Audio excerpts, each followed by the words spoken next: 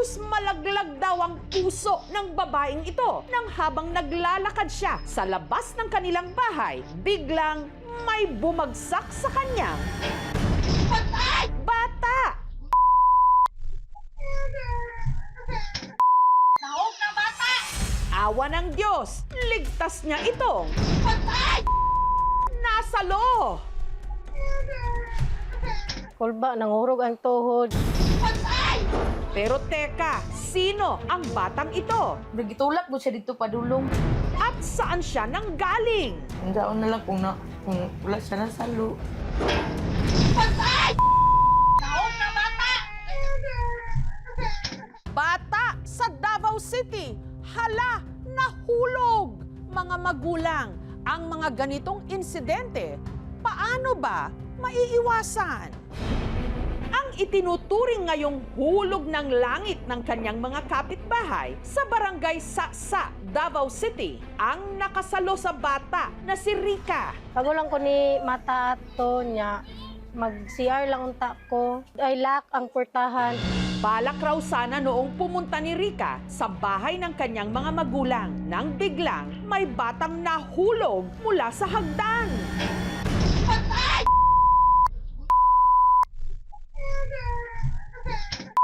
Naog na bata! Nalaglag ang bata mula sa taas na 10 feet. Di ni mo salo, nambut mo unsa tong bata. Paana pagsalo? Nya. Gikuan ako ihang mga ulo, ihang lawas. Wala man po siya.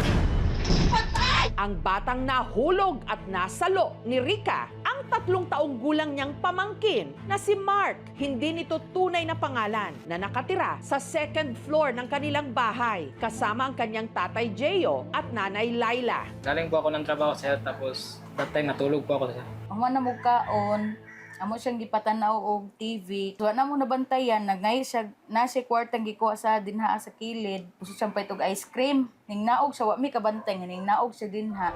At halos malaglag na nga raw sila sa upuan sa mga sumunod na nangyari. Ning sagit man akong manghod nga, nahulog ang bata mo, tupikan na namong dagan graab.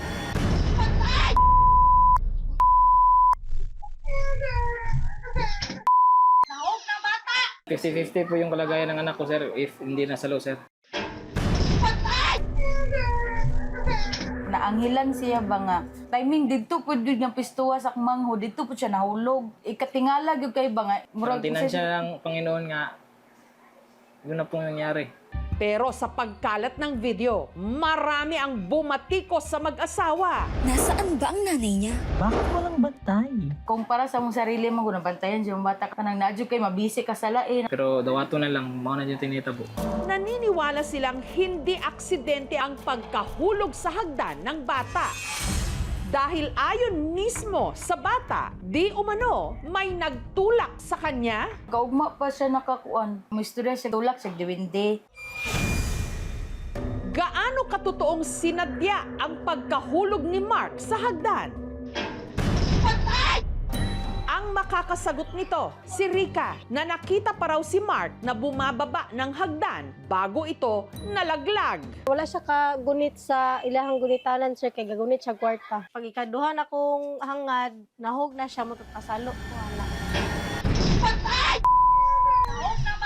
Na-slide yan chinelas. Mag-ulan, no, basta mo na siya diraa. Nga slide yung na siya kanang agian. Batay sa Injury Surveillance System ng Department of Health noong 2021, sa mahigit 3,000 na italang mga insidente ng pagkahulog, halos kalahati mga bata na wala pang 15 taong gulang. At mahigit kalahati rin ng mga insidente nangyari sa loob mismo ng bahay. Importante na sa mga pamilya, conscious sila doon sa ano yung pwedeng mag-create ng disgrasya doon sa mga bata. No? Ano yung naaabot ng mga bata, ano yung pwede nilang puntahan given doon sa edad nila. Kasi ang bata gusto natural sa kanya na maglalaro siya. Gusto niya, curious siya. Sana merong consciousness yung ating mga magulang, pati yung barangay, yung community. No? It's a shared responsibility, hindi parents lang. Ang pagkahulog no, ng isang bata mula sa 10 talampakan, so ang worst case scenario no, na pwedeng mangyari sa isang bata ay ang pakakaroon ng traumatic brain injury. Kung madulas man ang ating hagdanan, lagyan natin dito ng mga anti-slip stickers. Dapat ang hagdanan natin ay walang mga kalat. Nakalagay na sapatos, mga laruan. Dahil hindi pa raw napapakonsulta ni na Laila si Mark mula nung ito'y naaksidente, minabuti ng aming programa na siya'y ipa-check up. Stable man iyang vital signs, wala man siya'y problem. Nagpasalamat gyapon kay okay ra iyang kuan. Tanang iyang lawas okay ra. Para masigurong hindi na ito mauulit, ipinaayos ng mag-anak ang kanilang hagdan. Ang pagpapagawa nito, sinagot na ng aming programa. Nalipay kay bag-o na ang kuan, ang hagdanan na nabutangan na og kuan kaning kuan diri laklak nyan dungagan ang bakal diri sa gilid og sa pikas. Mas safety na jud, di na siya mahulog. Daghang kayong salamat. Makaya minuto-minuto mata tan-aw dito sa bata. Pag bumaba siya, sir, tawagin kami para hindi na maulit. Lesson learned naman po.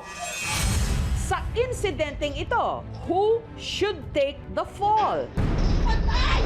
Sino bang dapat masisi? Mas mabuti pa kaya, huwag nang maglaglagan dahil ang responsibilidad para hindi mapahamak ang mga bata, babagsak pa rin sa ating mga nakatatanda.